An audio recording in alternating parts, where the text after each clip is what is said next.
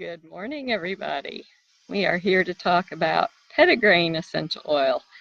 And I know I am coming to you way earlier than normal, but wanted to catch some vitamin D rays while I did this, but didn't want to wait until I got too hot.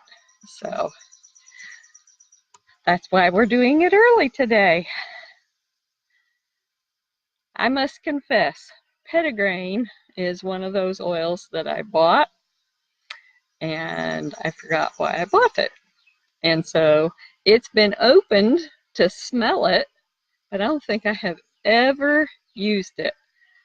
So after learning about it today, I'm going to be using it much more often. And see, that can happen to anybody. What you do when you have bought an oil and you don't know what to use it for, look in your book or your Modern Essentials app on your phone, or ask in the group. That's what this group is for. It's supposed to be give and take going on. So if you have a question, ask. Say, hey guys, why did I buy spikenard? I can't remember. And somebody will help you. That's the beauty of our group. We have a great group. We just need a little bit more interaction in it. So let's talk about petitgrain. It's a 15 milliliter bottle. It retails for $34.67 and it wholesales for $26. So you get a good discount there. And it has a very pleasant aroma. I smell just a hint of floral. Most of what I smell is kind of leafy and a little bit citrusy. And we're going to talk about that and the chemical constituents. So this is sourced from Paraguay, and the species is Citrus aurantium, which is bitter orange. The reason it got its name petitgrain, it means originally small seeds.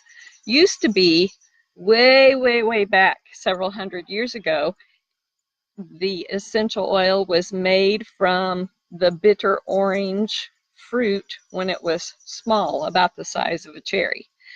Now it is sourced from the leaves and the twigs of the tree. Chemically, it is quite complex, and it makes it a very unique oil.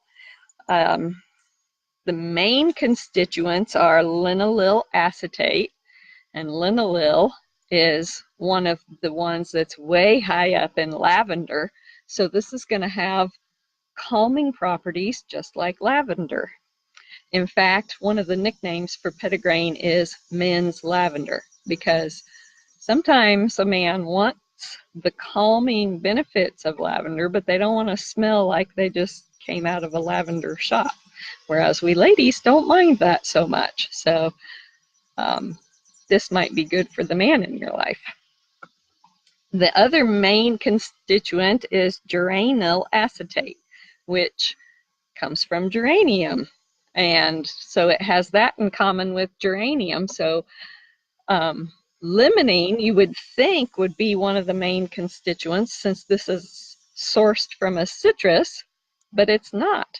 That makes it really unique, and it has some really unique characteristics because of that. It also makes it good for somebody who wants the cleansing benefits of a citrus oil, but they have a sensitivity to the limonene. This would be one to try.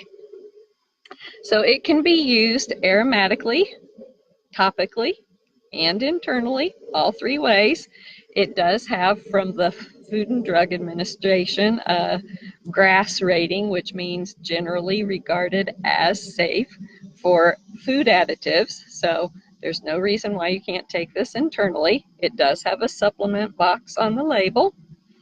And the only safety issue with it is that it can be uncomfortable for people with sensitive skin if you put it on neat with no dilution. So if you tend to have skin sensitivity, you might want to dilute it at least 1-to-1 ratio, or a little bit greater than that until you see whether you have a sensitivity or not.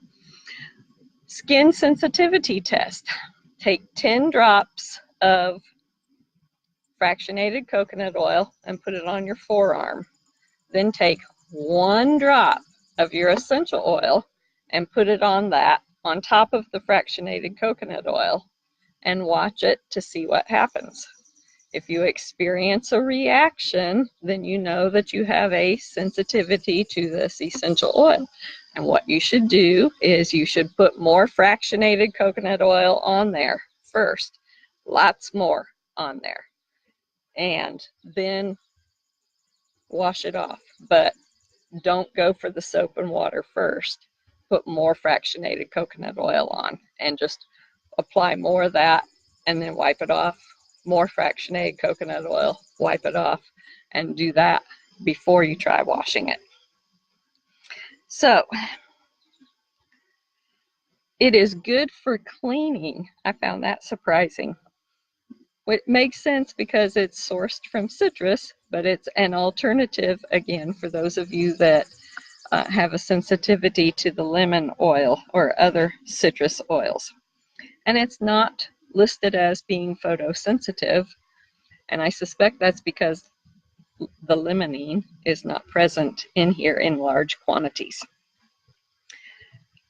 So, fun fact I learned, this oil has been used since the 18th century, mostly in the perfume industry, because it is an enhancer to other scents. And it supports all these systems in your body: cardiovascular system, the immune system, the nervous system, and the digestive system. Its properties are that it is antibacterial, anti-infectious, anti-inflammatory, antioxidant, antiseptic, antispasmodic, a deodorant, and a stimulant for the digestive system and the nervous system. Isn't that weird how something that is known for its calming properties can be a stimulant? It's just amazing to me because my brain connects those two things as total opposites. So how do you use petitgrain? If you have a bacterial infection or a wound, you're going to apply it to the area and take it internally. If you have a spastic cough and congestion, sometimes I get that where after I have had a cough, I just feel like I need to cough, and I don't really. So it's good for that. Apply it directly to your chest, diffuse, and take internally in a capsule. For abdominal and muscular cramps and spasms, apply it diluted to the affected area. Now, the reason it's saying diluted for spasms is because the fractionated coconut oil is going to help bind that to your skin, first of all, because your body heat can make some of the properties flash off and you don't even get the benefit. And secondly, it will slow down the absorption rate just a little bit so you get a longer lasting effect. It's good for convulsions and seizures. Apply to the back of the neck and the bottoms of the feet. For fearful and anxious thinking, diffuse or inhale a drop from your hands. And I have some on my wrists. It's a really subtle scent. I like it. For sudden anger, shock, and hysteria, diffuse or inhale from cupped hands. For weakened nerves and insomnia, diffuse before going to bed. Put a few drops on your pillow and your bedding, and it's really good to combine with bergamot and lavender for sleep. Body odor. You can use this as a natural deodorant, and there's nothing harmful in that. For those of you that have had breast cancer or you're at risk for it, you can make your own deodorant with this. and it's really easy to do. I have a 2-ounce spray bottle, and I put water and my essential oil in it, and I spray my underarms with it. Can't get any easier than that. So it's really good to, you could blend that with cypress or geranium, or just use it on its own for deodorant. If you battle dandruff and oily hair, add 2 drops to your shampoo and apply, lather, rinse, just as normal. For palpitations and hypertension, apply to the back of your neck, to the forehead, and the bottoms of the feet. For nervousness and excessive sweating, diffuse or use the cupped over your nose method. Hi, whoever's watching. Nobody's commented yet, so I don't know who that is.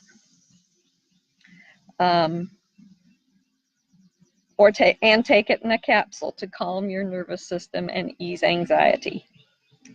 For convalescence and loneliness, diffuse for clarity of mind and mental wellness.